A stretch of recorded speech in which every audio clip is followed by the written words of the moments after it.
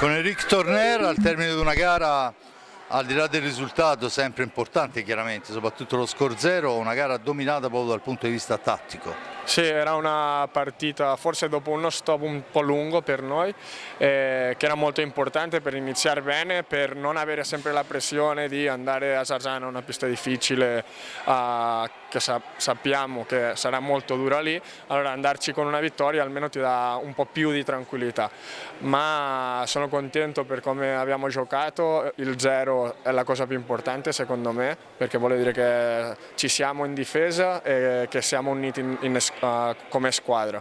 Poi in attacco mi sa che siamo stati intelligenti a giocarla e quando si è potuto fare gol oggi non possiamo lamentarci perché siamo stati bravi.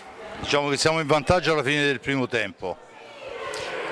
Alla fine dal primo tempo o dal riscaldamento, perché come ci sono 3 partite, guardiamo la parte positiva. Abbiamo vinto, non perdiamo la concentrazione, proviamo ad andare lì a vincere, abbiamo perso in campionato, sappiamo che è durissima, sappiamo che oggi mancava per me il giocatore squadra di loro che è Xavi e sicuramente quello lì per loro sarà una carica in più.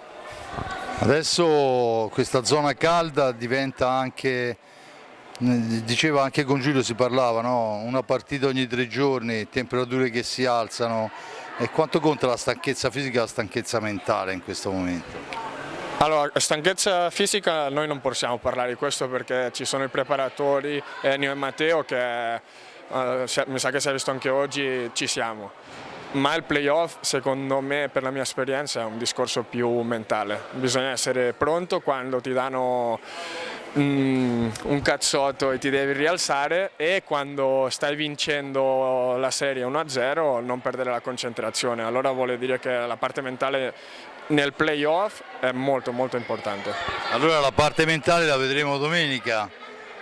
Domenica speriamo di fare meglio di oggi perché sennò sarà dura, è una pista molto difficile, lo dimostrano ogni anno, anche quest'anno per noi è stato difficile, anche per altre squadre, se non ci siamo al 150% è molto difficile. Io ti ringrazio Enric, alla prossima. Vai, grazie a voi.